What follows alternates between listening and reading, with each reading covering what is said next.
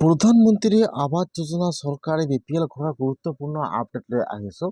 সেইটো আপডেট হ'ল, যদি আপোনালোকৰ চৰকাৰী ঘৰ জিঅ'টেক সম্পূৰ্ণ হৈ গৈছে, আপোনালোকৰ একাউণ্টত এতিয়া চৰকাৰী ঘৰৰ ফাৰ্ষ্ট কিস্তি সোমোৱা নাই, তেনেহ'লে কিন্তু আজি আপোনাৰ কাৰণে গুৰুত্বপূৰ্ণ ভিডিঅ' লৈ আহিছোঁ।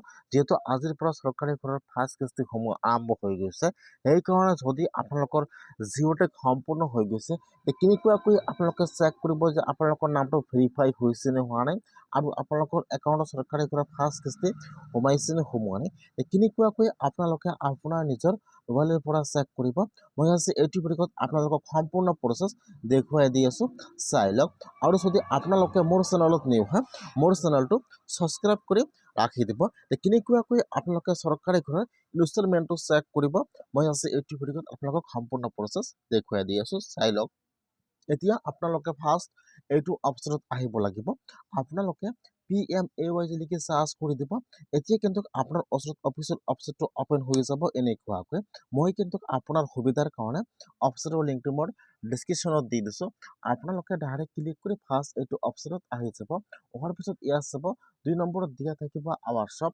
এতিয়া আপোনালোকে আৱাস শ্বপৰ ওপৰত এবাৰ ক্লিক কৰিব। তাৰপিছত ইয়াত এইটো পেজ অপেন হৈ যাব। ফাৰ্ষ্ট আৱাস শ্বপ, তাৰপিছত আপোনালোকে ৰিপৰ্টৰ ওপৰত ক্লিক কৰিব। ইয়াত চাব 2 নম্বৰত দিয়া থাকিব আৱাস শ্বপ। আপোনালোকে ফাৰ্ষ্ট আৱাস শ্বপত ক্লিক কৰিব, তাৰপিছত আপোনালোকে ৰিপৰ্টৰ ওপৰত এবাৰ ক্লিক কৰিব। এতিয়া কিন্তু আপোনাৰ ওচৰত এইটো পেজ অপেন হৈ যাব এনেকুৱাকৈ। এতিয়া আপোনালোকে অলপমান তলত আহি যাব। ইয়াত চাব, ইয়াত কিন্তু বহুতো ছাৰ্ভিচ দিয়া আছে আৰু ইয়াত ABCD অপশ্যন দিয়া থাকিব এনেকুৱাকৈ। অলপমান তলত আহি যাব। তাৰপিছত ইয়াত যিটো F নম্বৰ অপশ্যন দিয়া থাকিব EFMS ৰিপৰ্ট, ইয়াত যিটো এপৰ ইয়াত 9 নম্বৰ অপশ্যন দিয়া থাকিব এপ্লিকেশ্যন চামাৰী ইনষ্টলমেণ্ট উইষ্ট। এতিয়া আপোনালোকে সেইটো অপশ্যনৰ ওপৰত ক্লিক কৰিব লাগিব। আপোনালোকে এপৰ 9 নম্বৰ অপশ্যনৰ ওপৰত ক্লিক কৰিব। এতিয়া কিন্তু আপোনাৰ ওচৰত এইটো পেজ অপেন হৈ যাব এনেকুৱাকৈ। এতিয়া আপোনালোকে ইয়াত চাব, ইয়াত এইটো পেজ আহি যাব এনেকৈ। আপোনালোকে ইয়াত একো ক্লিক কৰিব নালাগে। তলত চাব দিয়া থাকিব অল ষ্টেট। এতিয়া আপোনালোকে ডাইৰেক্ট সেইটো অপশ্যনৰ ওপৰত ক্লিক কৰিব, অল ষ্টেট। ফাৰ্ষ্ট আপোনালোকে ষ্টেট নাম আছাম চিলেক্ট কৰি লৈ ল'ব। তাৰপিছত চিলেক্টত ক্লিক কৰিব। ইয়াত আহি যাব আপোনালোকৰ ডিষ্ট্ৰিক্টৰ নাম। এতিয়া আপোনালোকে ইয়াত চালে, ইয়াত যিটো আপোনালোকৰ ডিষ্ট্ৰিক্টৰ নাম হয় চিলেক্ট কৰি লৈ ল'ব। তাৰপিছত আপোনালোকে চিলেক্টৰ ওপৰত ক্লিক কৰিব। তাৰপিছত ইয়াত আপোনালোকৰ ব্লকৰ নাম আহি যাব। এতিয়া আপোনালোকে ইয়াত চাই ল'ব যে ইয়াত আপোনালোকৰ ব্লকৰ নাম কোনটো হয়। আপোনালোকে ইয়াত চালে, ইয়াত আপোনাৰ ব্লকৰ নামটো চিলেক্ট কৰি লৈ ল'ব। ফাৰ্ষ্ট ষ্টেট, ডিষ্ট্ৰিক্ট আৰু ব্লকৰ নাম। তাৰপিছত ইয়াত চাব দিয়া আছে কেপচা। এতিয়া আপোনালোকে ফাৰ্ষ্ট ইয়াত কেপচাটো বহাই নিদিব। এতিয়া আপোনালোকে অলপমান তলত আহি যাব। তলত চাব, তলত কিন্তু আৰু ইয়াত দুটা ফিল্টাৰ দিয়া আছে। আপোনালোকে ফাৰ্ষ্ট 1 নম্বৰত চিলেক্ট কৰিব। এতিয়া আপোনাৰ ইয়াত কিছুমান অপশ্যন আহি যাব এনেকুৱাকৈ। এতিয়া আপোনালোকে অলপমান তলত আহি যাব। ইয়াত চাব দিয়া থাকিব FTO send to bank for. এতিয়া আপোনালোকে ইয়াৰ পৰা সেইটো অপশ্যন চিলেক্ট কৰি লৈ ল'ব। FTO send to bank for, আপোনালোকে ইয়াৰ পৰা এইটো চিলেক্ট কৰি লৈ ল'ব। তাৰপিছত চিলেক্টত ক্লিক কৰিব। এতিয়া আপোনালোকে চৰকাৰী ঘৰৰ কোনটো কিস্তি লাভ কৰা নাই, আপোনালোকে ইয়াৰ পৰা সেইটো চিলেক্ট কৰি ল'ব লাগিব। ইয়াত চাব, ইয়াত 1 ৰ পৰা 5 লৈকে দিয়া আছে। যেহেতু আপোনালোকৰ জিঅ'টেক গৈছে, আপোনালোকে এতিয়া চৰকাৰী ঘৰৰ এটা কিস্তি পোৱা নাই, সেইকাৰণে আপোনালোকে ইয়াৰ পৰা 1 নম্বৰ আপোনাৰ চিলেক্ট কৰি লৈ ল'ব, ওৱান্স ইনষ্টলমেণ্ট। তাৰপিছত আপোনালোকে এতিয়া ইয়াত কেপচাটো বহাই দিব।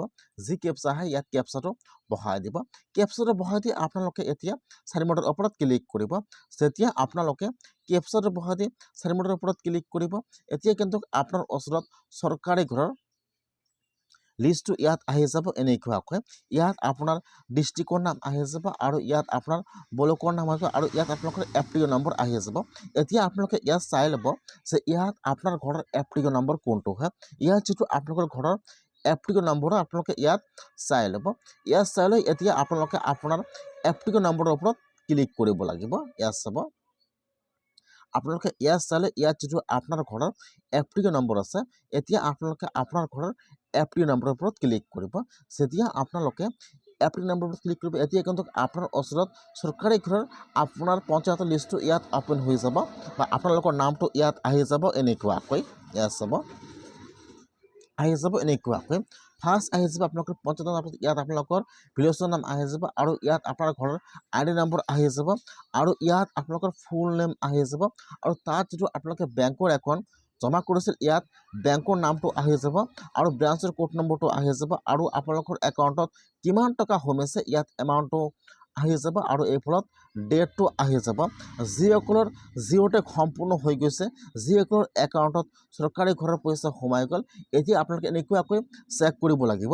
যদি আপোনালোকে আপোনাৰ ঘৰৰ এপ্লিকেশ্যন নম্বৰটো নাজানে, কেনেকুৱাকৈ আপোনালোকে আপোনাৰ ঘৰৰ এপ্লিকেশ্যন নম্বৰটো চেক কৰিব, নেক্সট ভিডিঅ'ত সেইটো প্ৰচেছ দেখুৱাই দিম।